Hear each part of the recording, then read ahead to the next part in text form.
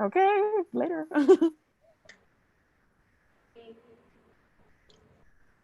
We're live! Hello and welcome to Talk Chef. I'm one of your hosts, Reika. I'm your other host, Jordan. And we have an incredibly special guest from Top Chef Portland, Shota Nakajima. Shota. We're going to introduce my dog. Oh my God. Get the dog in here, Shota. Sorry. We have an incredibly special guest, Dodger, featuring Chef Shota Nakajima. Yeah, Dodger Nakajima. Yeah. Hello. Oh my God. You can hear my echo if you've got the YouTube open. Oh yeah, Shota. I'm so sorry, Shota. You have to go to the YouTube open and you have to mute the video. Yes, just because we can hear my beautiful voice. Oh my God. Okay, now we can focus on Dodger. Now we can focus on Dodger. I reacted really close and closed the chat, so now I can't see it. Okay, we'll field all the questions for you. We'll field the questions. Everyone shout out Dodger in the chat. If you've got a question for Dodger, please pop it in the chat. Shota, we cannot begin to explain how rabid our fans are for you being on this show. It's psychotic. They're so excited. They are so excited. We are so excited. You are a favorite from this season from the get-go. So let's get into it. This show, first of all, is a charity-based show. Every season we donate to a different food-based charity. This season is no different. And we are donating all of our proceeds for the season to Heart of Dinner, which is an organization in New York City that helps deliver groceries and with general food assistance to the elderly Asian community in New York. So if you're like, that sounds cool, I want to donate, awesome. We are taking donations through Jordan's Venmo at JORDANMYR1CK. That info is in the description. It's going to be in the chat. We're taking donations all season long.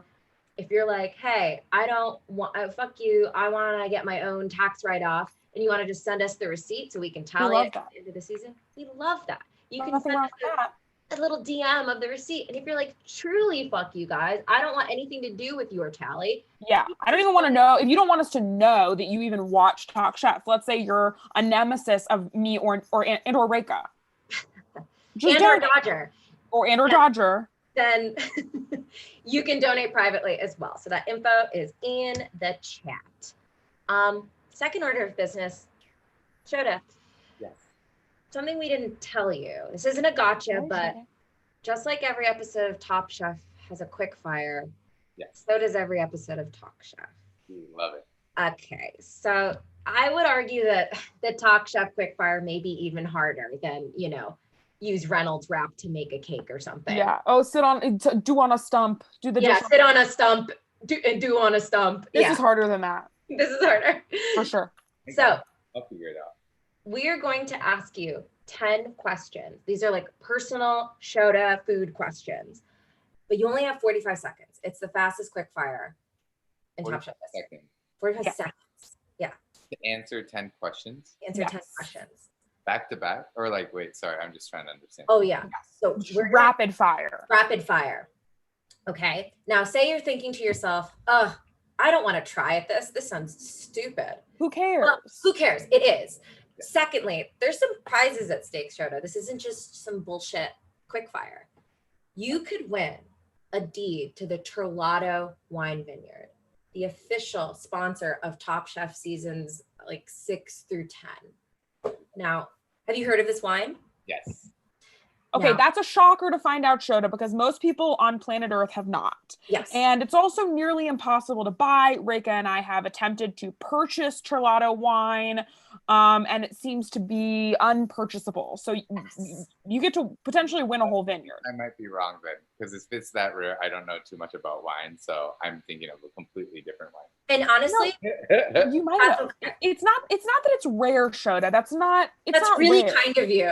I think it's just maybe it was made for Top Chef, in a factory or something. We're not sure where it comes from. Anyway, There's no way to know. That. We think it's located in the Bermuda Triangle or something. No one knows. You will also win your own suite of broken GE appliances, just like you might see on the show. So an oven that doesn't get up to temperature, a fryer that doesn't get up to temperature. That's the dream. That's the dream. You can win. Recreate Top Chef in your very own home.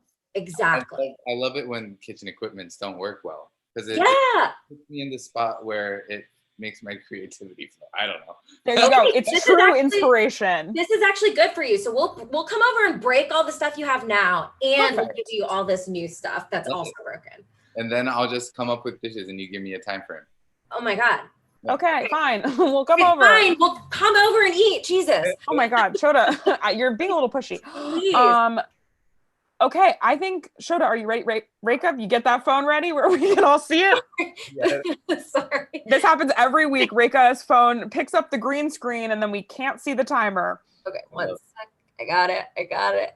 And Shota, so the timer will start when I finish asking the first question. Yes. Are you ready? Yes. Okay. No. Yes. Okay. Reka? Okay. Yeah. Oh, Yeah. I'll let you know where you're at. great. Okay. All right.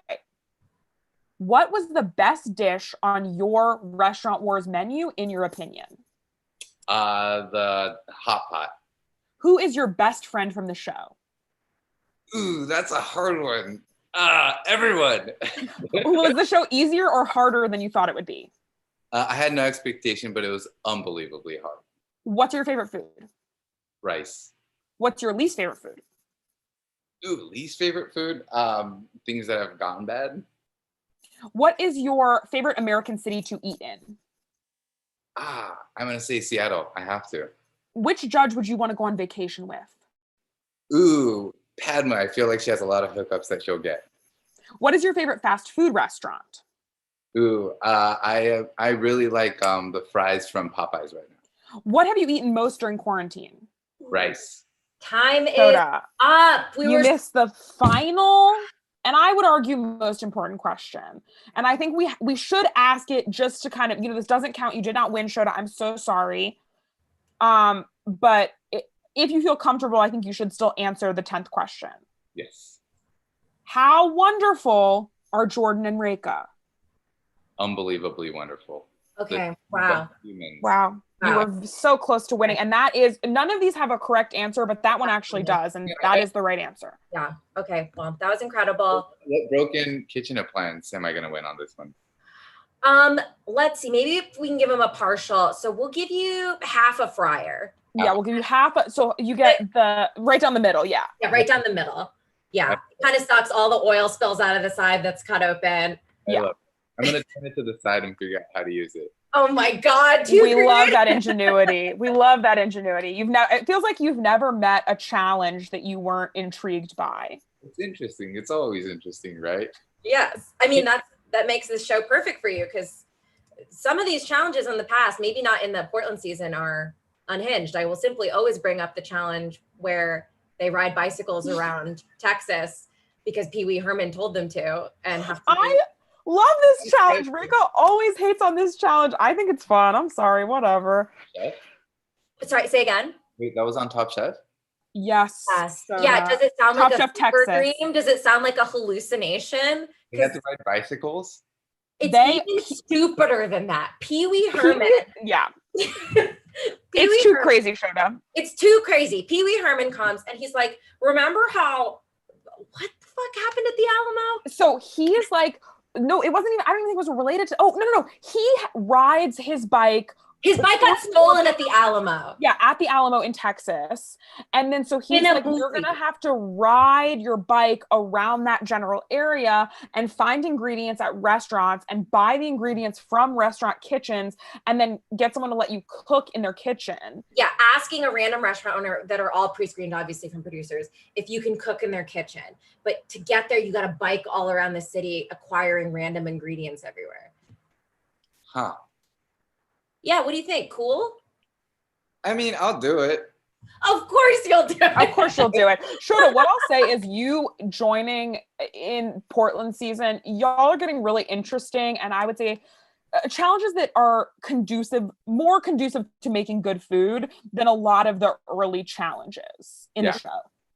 Yes. I'm very grateful for that. And I mean, honestly, it was just a really special time to be on the show too, just with everything going on. So I don't know. I'm really grateful with, number one, the people I met on the show. Super grateful. I talk to everyone as much as I can. I'm setting up dinners with them left and right. I'm convinced you live with Avi Shar is what Yeah, what's going on? I didn't know he lived near there. Upstairs right now. Yeah. Go upstairs. Wait. It's very sweet to watch a season where everybody just likes each other so much. It's really sweet. And we talk about the evolution of Top Chef and how at the beginning they kind of go for like a reality TV vibe where people are a little more dramatic.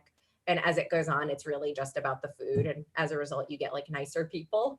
Yeah. I think this year it was special because, everyone missed cooking with people and being with people. And sure. I was looking forward to that aspect of meeting people and, talking through food and talking through different flavors and techniques where it's almost like a weird language, right? Because a lot of us have been just doing that for the last X amount of years.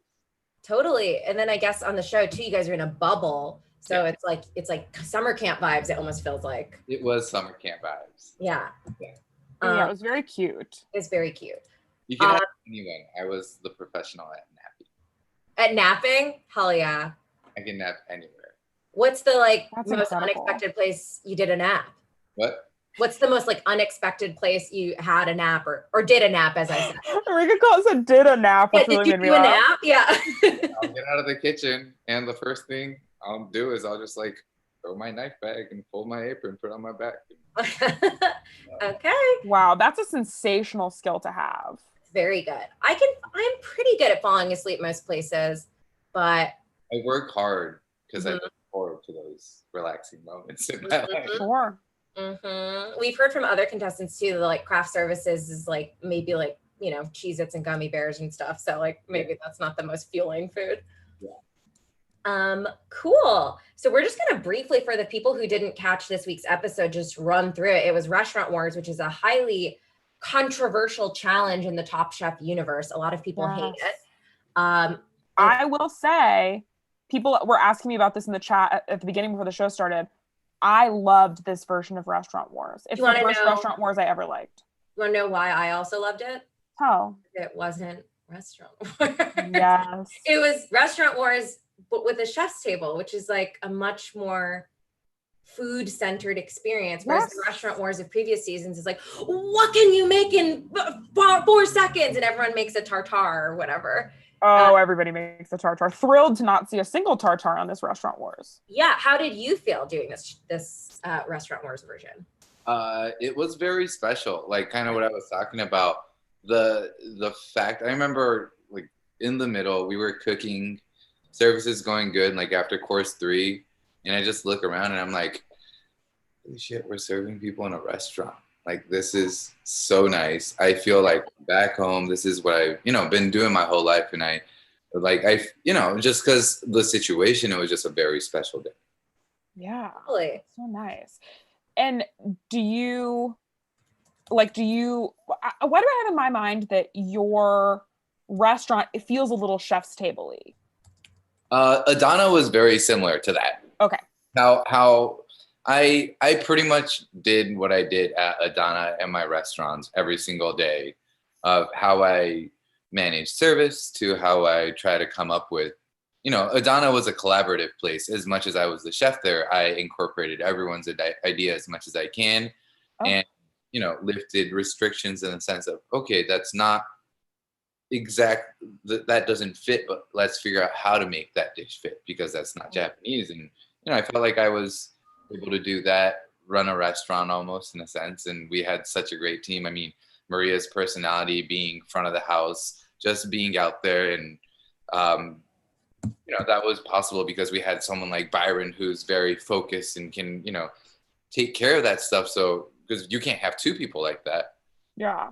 Because then things don't get done. So you needed that balance, and it helped me do Expo because Jamie took the 2 big courses at the end, which is a very stressful position because you can't relax until the very, very end, Totally. Yeah. So, and I knew you guys were gonna win as soon as the teams broke up.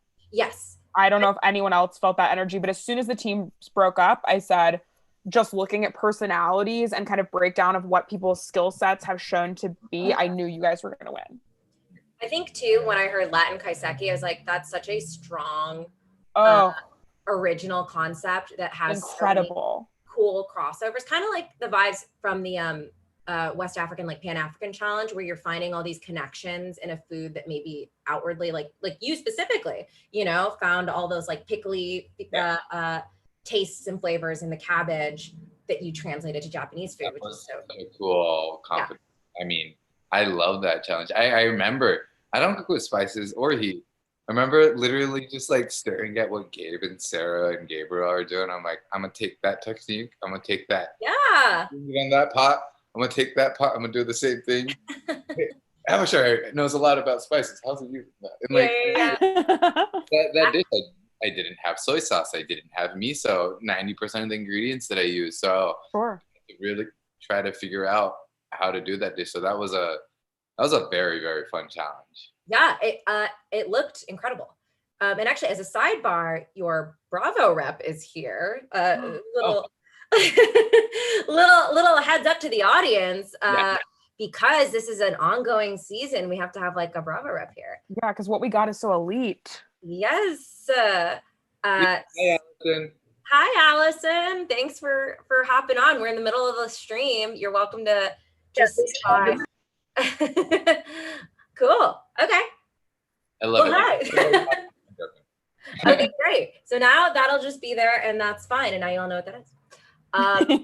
Cool. So we know you guys won and what your menu was. I will say, if I was served matcha lemonade to start at a restaurant, I would die. Matcha is my favorite thing in the world. That's true. I would simply die.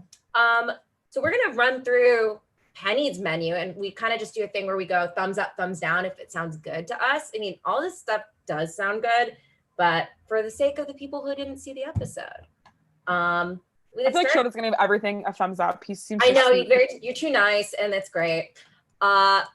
First up was they gave a drink, a mezcal or a blood orange drink. I thought it was very nice that they had a non-alcoholic. So for Greg. Yeah, I think that's I give a thumbs up. I thought that was a great touch. Yes. Then they did an amuse-bouche, heirloom corn tostada with a fat bastard oyster and cured snapper. Everyone for me. Okay, listen, I got to give a little bit of a thumbs down because I agree. I think structurally it didn't seem the most sound, but I liked all the ingredients. I would absolutely eat it. I think there was just a little bit of a conceptual flaw. And like, you know, Tom always says, we're getting towards later in the season. We got to really nitpick. Yes, as Tom says, and I usually do what Tom says too. Always. I live by Tom. Course one was a warm crab salad in a corn puff with an island coconut sauce. This sounds delicious. Yes, Dawn.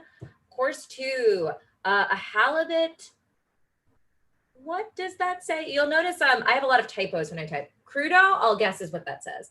With ajo blanco sauce and a confit green tomato with fresh red cherry tomatoes.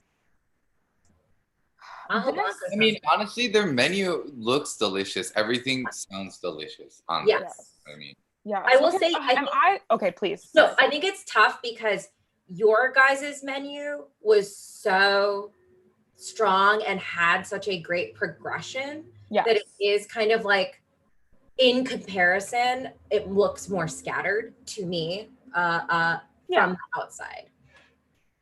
It's not as cohesive. I'm just not gonna like comment on any other comparison. Absolutely. No. You do not need to. We are not trying to trap you at all.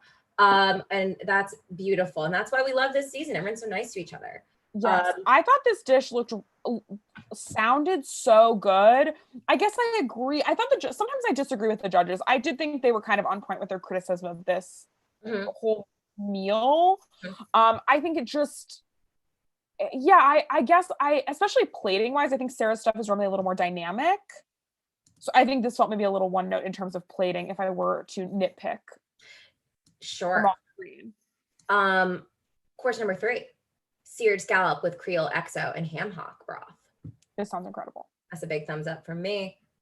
Course 4, crispy salmon skin with pak choy, turnips, and hazelnut brown butter sauce. This sounds delicious. That sounds so good to me. I'm almost like. And her butter sauces and those things that she does is all incredibly delicious. Oh my god. Oh my god. Everyone's gonna start a sauce line on this show. Yeah. Course 5, shrimp tortellini and brodo with a seafood broth. I mean, they said the dough was thick. If I didn't know that, I would think it sounds great.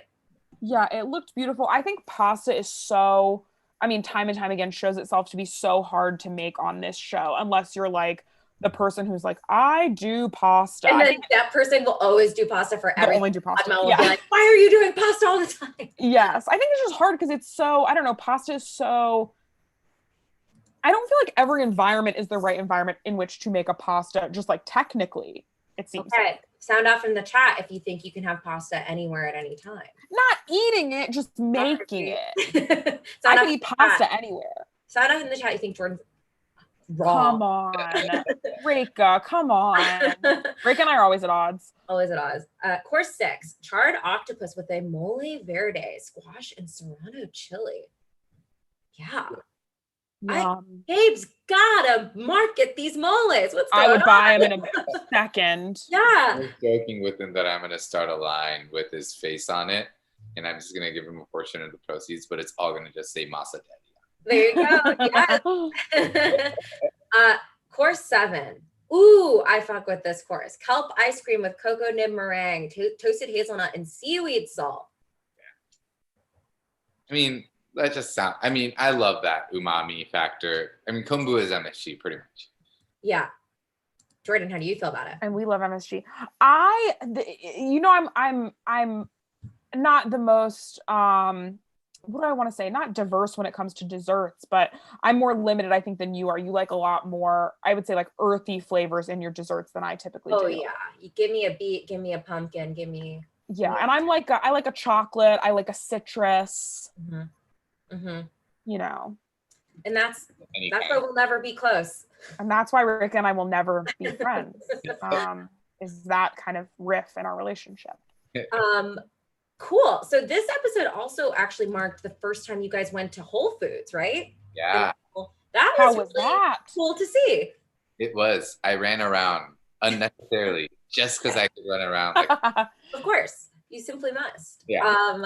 Yeah. So you guys ended up winning. Incredible. Coco-san wins. Maria is the single winner from your team, and then Sarah was eliminated, which devastating. Is very sad. Devastating, and I'll say it wrong. And I'll say it too.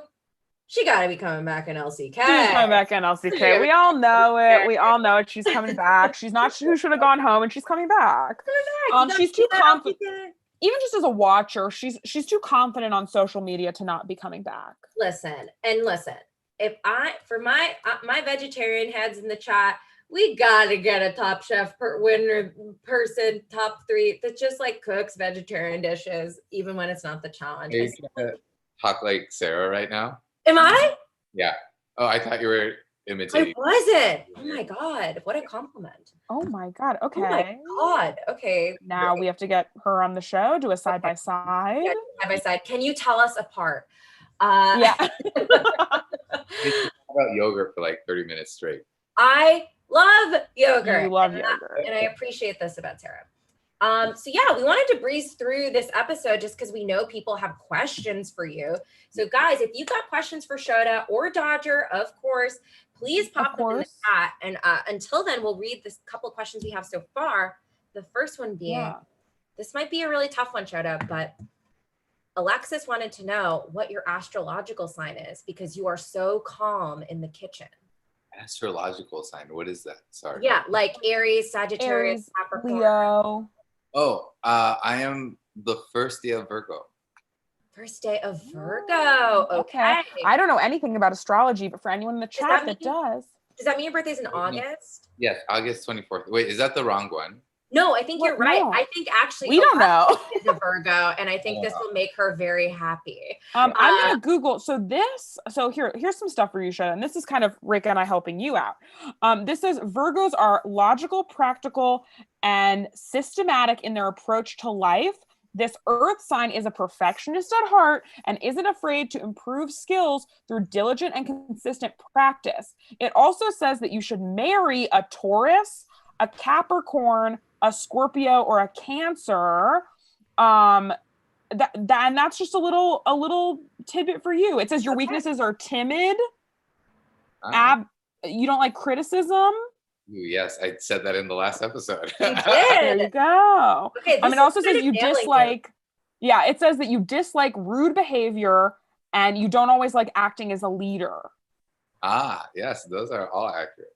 Okay. You know, Beyonce is a Virgo as well. So you align with Beyonce. I love it. And I always say the key to success is self-discipline and consistency. It sounds like exactly what Jordan just read. It sounds like your peak Virgo. Alexis is extremely happy. Very fun. Okay, Dodger has a question. What do you usually eat in a day? Dodger. This is for Dodger, not for you. What does Dodger eat? Yeah, please, Shota, please don't answer this. This is please for don't Dodger. answer this. Please let Dodger answer this. Thank you, Dodger, for that perfect answer. Oh my God. A truly perfect answer. Thank you, Dodger. Okay, say no more, Dodger. I kind of get the picture. Okay, he's chilling. Oh my God, incredible. What do we have? We have someone just asked, Jess Ross asked, what is your favorite dish? My favorite dish to eat. That's a hard one, but I'd say something that's comforting with rice and home, just a Japanese home cooked meal, something my mom makes, or, you know, I go to like someone Japanese friend's house and they have rice, that miso soup, the pickle, the main, like just that smell and atmosphere is something that I love. Now, kind of a follow-up. Oh, I'm sorry, Rika, you go. You go. I was just gonna say, someone asked this, but I would also like to know, because I would say this is my weakness in the kitchen. What are your tips for making the perfect rice? Ooh, tips for making the perfect rice. You don't go whoop, you go whoop. That's a reference to the most recent episode as well, because Jamie makes sound effects. Okay. That's true. Okay, that's you can't catch us. You can't catch us. We're too freaky about the show. Shota. Oh, I just wanted to see how much you guys knew about it. Oh yeah, don't test me, man. One thing I would say is making sure you wash it with cold water, really cold water, because it is like, it's starch. It's like pasta. If you cook it with any kind of warm water or lukewarm water, it's going to start cooking. And if you let it sit afterwards, it's going to consistently keep cooking. Like it's not going to be as obvious, but your cook's going to be different. You wash it with cold water. And cold water, another thing is you don't want to overwash the rice. That's a mistake I see all the time. What would happen if you overwash it? It's like any ingredient. The more you wash things, the more it loses the flavor. Rice is delicious because it has a little bit of that starch and that sugar and that sweetness. But if you just completely wash it out, you lose all that flavor. So you're eating rice with a little bit of texture and a very diluted flavor, in my personal opinion. Got it. So how do you know what's washed enough but not washed too much? I've heard the water runs clear. Is that true? Yeah, the water should run clear. I have a way where I get a big bowl or something. I put water in. The first batch, when you do it, you want to be quick because rice is like dry skin. It's going to absorb a lot in that first batch. So that first one is the dirtiest. So when you do it, you want to do one swirl and then dump it out, because that swirl is going to be the dirtiest out of the swirls, right? Okay. You're kind of quick with your first two or three, and then by the fourth one, it's usually clear. Wow, you're blowing fans' minds. Yeah, truly a lot of people overwash rice. People did not know this. Did not know. I had no clue. I had a follow-up rice question, which is just a preference question.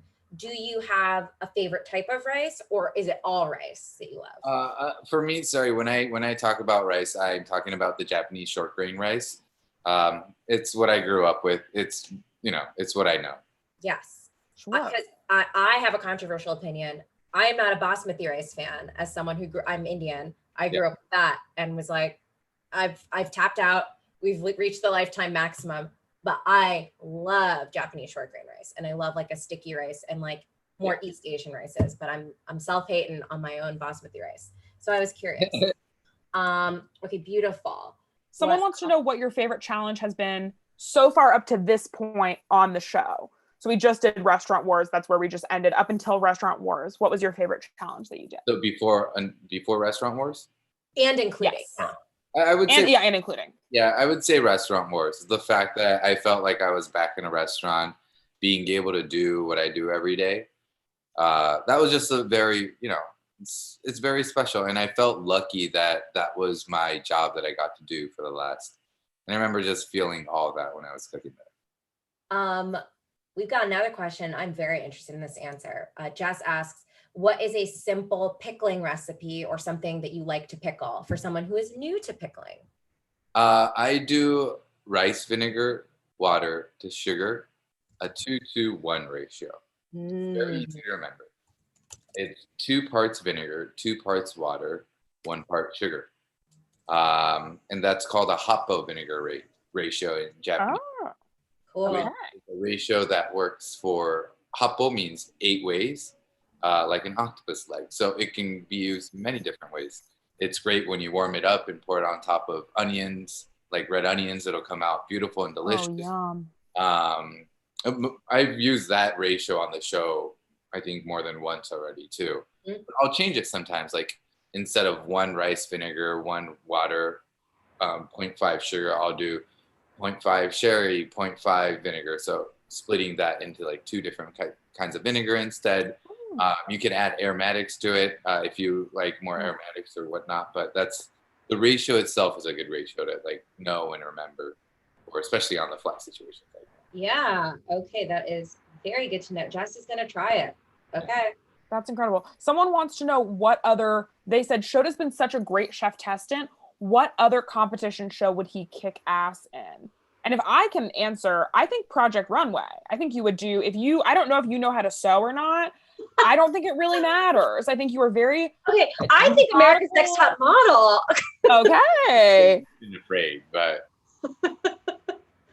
But I did not expect, sorry, Jordan, I did not expect you to say a not cooking show.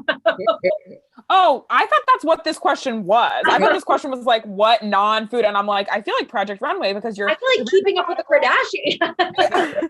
Yeah, the iconic competition. Okay, wait, listen. Faye Green, please let us know what you meant. Keep going with Let us know what you meant, because I thought it was non-cooking show, but I just feel like on Project Runway, you have to be very detail-oriented, stay very calm. You have to have both consistency in your style while simultaneously be comfortable branching out and incorporating other elements into what you do best. And I feel like time and time again, so far on Top Chef, that's what we have seen from you, is that you're so good at having like your signature style while bringing in and embracing whatever the challenge is. Yeah. So if I answer this question wrong, I'm so sorry, but I do think you should go on Project Runway. I said it. I'll put you on Shark Tank. I feel like you could have like innovative gadgets or like new ways to do something, or like, like a new method or new whatever. I don't really watch a ton of things that aren't Top Chef in terms of reality TV, so I'll just put you on Shark Tank. I pitch dog food using imperfect produce. Okay, and that's it. That's a Shark Tank. And that's why okay, sharks, we're bidding. Barbara and Mark Cuban are fist. Yeah, Mark Cuban is in the chat and he says he's buying. Yeah.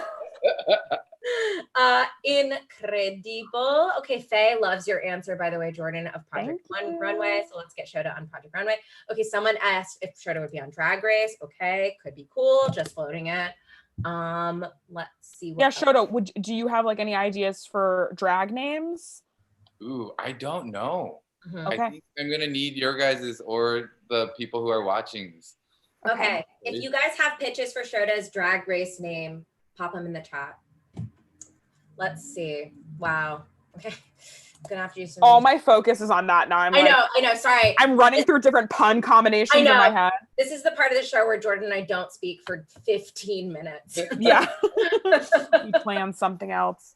I mean, and a lot of people are saying you'd be good on The Amazing Race. I've never watched The Amazing Race, but I'm assuming maybe it's because you're calm. My dad is obsessed with it. Anytime there's an Indian person on it or they go to India, he calls. Okay.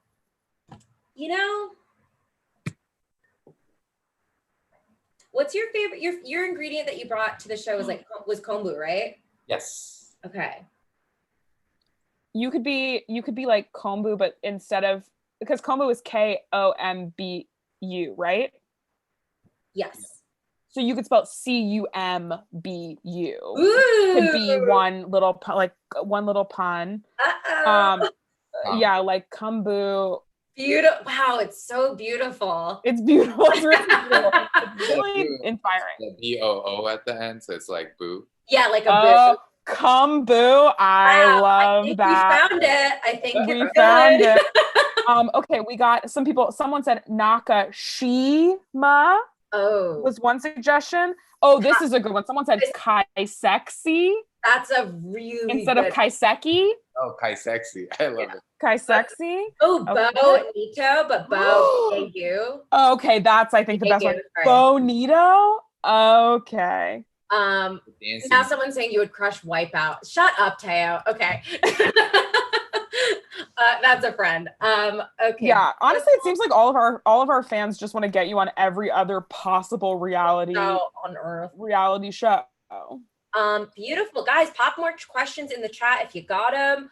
I'm trying to think of questions we didn't. I have a question. Yeah, go for it. I want to know what you thought the hardest challenge was so far up until Restaurant Wars, or what you enjoyed the least or felt was the most like soul crushing. The hardest one was the one I did, the drumsticks. The one for the nurses and the doctors. I'm very glad I had immunity for that one. Yeah. Sure. Where do you think you? Oh, sorry, Rick. What's your question? I was gonna say, do you think you would have gone home? I mean, I don't know. Yeah. But it was just it was hard. It was hard in that environment. It was hard all of a sudden, you know, like being realistic, like wearing a mask, and then you feel like you're complaining because the doctors and nurses are doing this every day. So you're like, okay, now I'm just being about it. And it was just like mentally hard too, and not finding the ingredients I wanted to. And then looking at the clock and I'm like, oh, no, I got to start cooking something. In the episode, I think you said that the stuff that you wanted wasn't in the kitchen. Do you remember what you kind of wanted to cook? Yeah, I mean, I was looking for the Japanese rice because I had a bunch of ideas, but all of them had rice in them, like takikomi gohan or little rice balls or whatnot. And that was kind of a big one because we had to have starch in there. Yes. And when after I looked at the rice, the only thing that was left was yams. And I'm like, or flour and making something, but that's just really not my strength or something that I feel comfortable busting out X amount of portions of. Mm-hmm. Sure. If it was a smaller challenge, like, you know, I have to do 16 dishes, yeah, I think I can figure something out. But if I mess up the batch for 300, there's no coming back from that. Right. So, I don't want to be too bold, but I'll say you would not have been sent home. They liked the way your food tasted. I'll say that. As an unofficial judge who is in a way a judge. I've never tasted your food, but I just don't think you would have gone home. I'm sorry. I think they loved the way it tasted. I feel like they just didn't like the way that it looked. And like, that's fine. Yeah. Alexis asked, what ingredient or what store or like ingredient store should they check out if they're in Seattle? I love Uwajimaya. Ooh, can you spell that? Yes. U-W. Damn it, I'm really Uwajimaya. U-W-A-J-I-M-A. Yeah. Great. I'm gonna drop the link to it in the chat. Oh, great. It's a really cool. I think it was actually in the trailers too, because they have it in Oregon.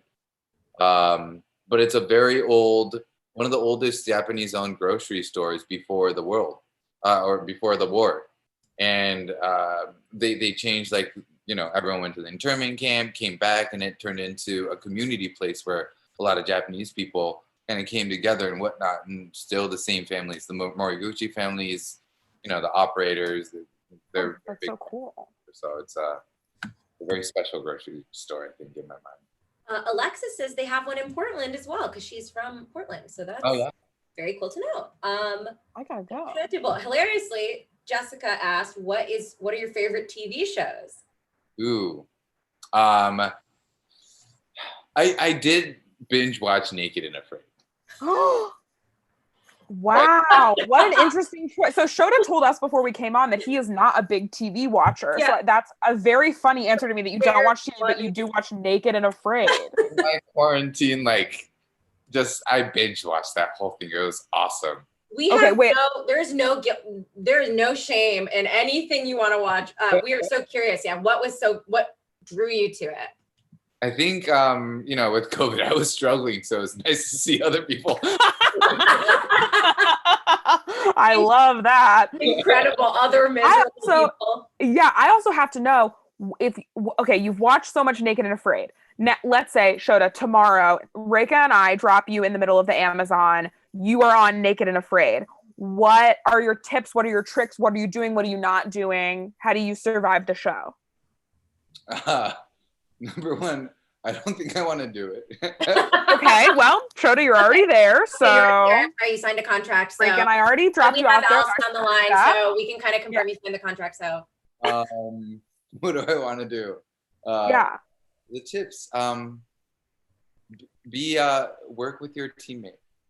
Okay. Be generous and be polite, because that should be a helpful part of the component and not a stressful part of it. Okay. That's nice. I feel like you maybe would be the first chef on the show. Maybe. Everyone is a mom of 6 and or a veteran. I feel like every single person is like, this mom of 6. Yeah, exactly. Up with this naval veteran, and they both hate each other until they love each other. Yeah, exactly. Incredible. Someone wants to know what Japanese dish do you wish more Americans knew about? Ooh, that's an interesting one. That question. Manjus, which is, let me think. Damn it, I don't even know. Suimono, which is soups, clear broth soups. Ooh. It's a very big thing in Japanese cuisine, but you don't really see it ever over here. I'm going to show you a quick book if you don't mind. We would prefer it. My nerdy book. This is one of my favorite books. Obviously, you guys can read all of it. Yeah. Oh, everyone on the show is seasoned in Japanese. Yeah. Yeah. Right? You have to be to watch the pod. Yeah, to watch this. So yeah, like the first part is, soups, or that there's different kinds of soups. And this book is really cool because it breaks it down in season for you. So you'll get this is January, February, March. Oh no, Alexis is a soup freak. She's gonna love this. July, August, and it breaks it down in season, and it does it per whatever kind of style it is. But I think clear broth soups or different kinds of soup is a big fine dining or Japanese cuisine thing that I don't think a lot of people really know about too much over here. Yeah, that's so cool. I'm curious. I know that in some of the things we've seen people get docked on before in previous seasons of Top Chef is when they're making a Japanese soup, not having it be clear enough. Be cloudy. Oh, be a cloud. Can you, because I don't know anything about that. Why is that considered not as good to have it be a cloudy broth versus a clear broth? Well, if you're going to serve it as a clear broth, you usually have lighter flavor profiles. And dashi, let's say dashi, the most prestige one is called the dashi 1. It's the most clearest version where you get kombu, you don't bring it over 70 degrees Celsius. Ooh. Because if you bring it over 70 degrees Celsius, that's when the slime starts to come out and the bitterness starts to come out. And the texture of your broth is going to be different because you don't want that part in dashi. You're not trying to get that part of the flavor. You just want the subtle umami, and then you take it out. Still has a lot of flavor left. And then you get bonito flakes or tuna flakes or whatever, and you only drop it in once it comes to a boil. You turn it off, you let it sink. You don't ever let it boil with the flakes inside. And then you slowly strain it, and that's how you get a very clear broth. And that's the most prestige, aromatic type of dashi. But then there's your number 2 dashi, where you use that leftover bonito and kombu, and you add more stuff to it. And that one gets a little bit cloudier, but that is used for braising meats or vegetables or miso soup, not in a clear broth. So if you're using that cloudy type of broth that you've cooked through in a clear broth, rule-wise, I would say you're off in Japanese cuisine. Interesting. Okay. So a cloudier broth isn't necessarily bad. It just has a different utilization than a clear broth. Yes. That's good to know. Good to know. We had a couple more questions. It's okay. Say again. Are these answers okay? Are they they're perfect. These answers are incredible. People are truly salivating over the. They're loving it. You're being smart. You're being interesting. We couldn't ask for better answers. All of our fans literally crave any food knowledge or Top Chef knowledge. So Rika and I included. Yes. What was the biggest takeaway or the best thing you learned thus far on Top Chef? My interest in love for Mexican food and moles and all those things. I have studied a lot. I've been trying to incorporate more of it into Japanese cooking in a subtle way. Very, very background note, but you know, I've always had the mentality of chilies as spicy, but there's different umamis and different balances that I can use that I've never approached those ingredients into. Yeah. That's been a very interesting thing for me to experiment with and widen my knowledge. Oh, I love that. Okay, this is a fun question. Yes. You have an important meeting in 25 minutes. This is from Sean. Important meeting in 25 minutes. What do you throw together to get out the door in time? Food. What do I get out of the door? Wallet, phone. Oh, what food do you throw together?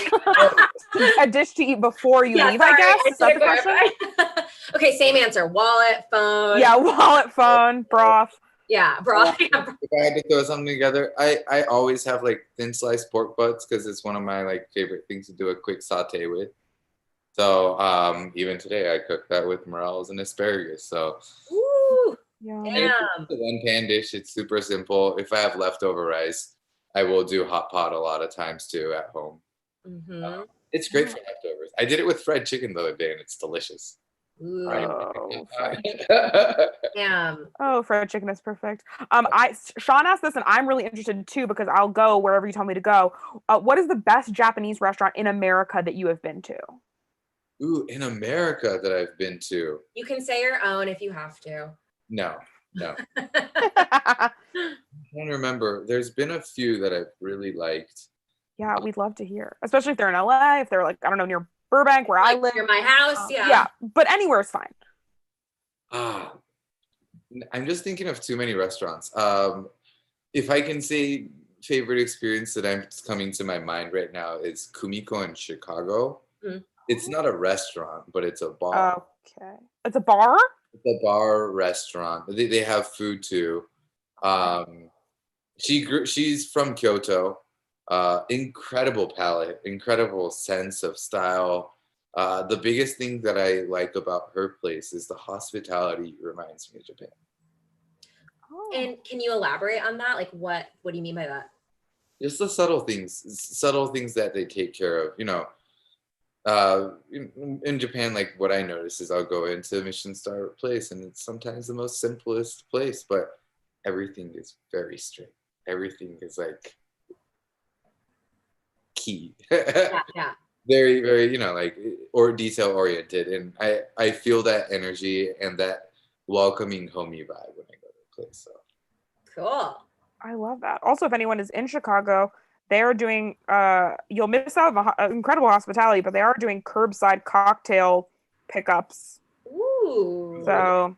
Okay, lucky Chicago. Really delicious cocktail. It looks great. If someone were to go to your restaurant, what should they definitely order? Well, right now I have a fried chicken restaurant, so I would say you should order fried chicken.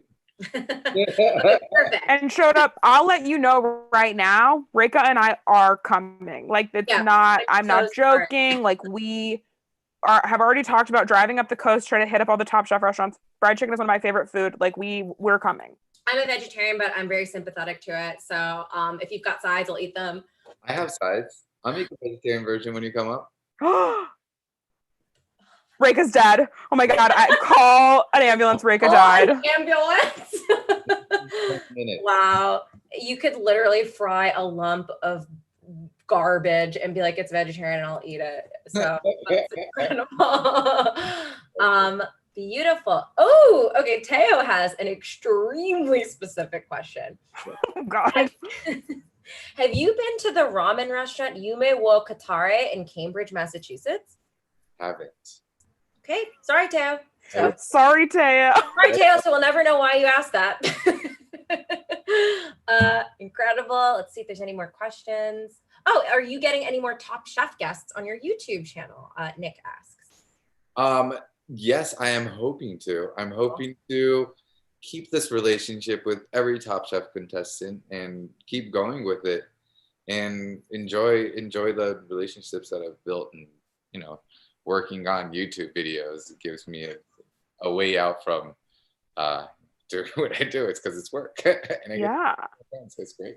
I love. Well, and if you're looking to have any Talk Chef competitors on your show, Rick and I will also be there. Yeah, we're exclusive. If you guys want to come on my show, I was going to put an ingredient in front of you and give you a time limit and tell you that your time starts now. And then maybe I'll have other Top Chef contestants with me coming as guest judges. And you have to cook for all of us. Rick and I would be crying the whole time. We would be so excited. We'd both just be like trying to chop something and just like hysterically. You see this? I got nervous today and cut my finger cutting a sweet potato. Oh my God. But we would do it. That would be truly the most incredible show. An insane sidebar. I cooked in front of Richard Blaze for a thing at my old job, and it was so nerve-wracking. I had to cut a watermelon in front of it. I was like, oh my God, please don't look at me. Shota, I was asked to show you a picture of a banana. So I hate this more than anything, Shota, and I'll just kind of like preface everything with that. Reika keeps bananas, and I'm all for like use everything until you can't use it anymore. Reika keeps these bananas until truly only Satan himself would consume them.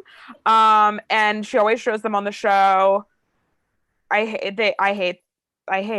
Maybe Shota will be the first person to be like, this looks beautiful. Okay. So just background context. I saved the bananas. They go bad, but I don't like to throw things out. In my family, we just use everything. You use peels, you use everything. And so I don't like to throw it out. And I was like, I'll just make banana bread because I love baking.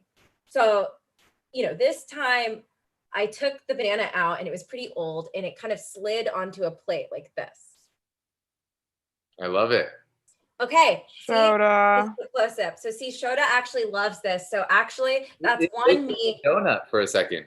Yeah, it looks like a donut, but it's actually a really soft banana. Yeah.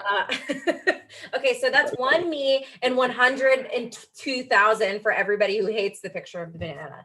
So yeah, so everyone else. Rika always frames it as if I don't like to use things to the extent of their use. Brink of death.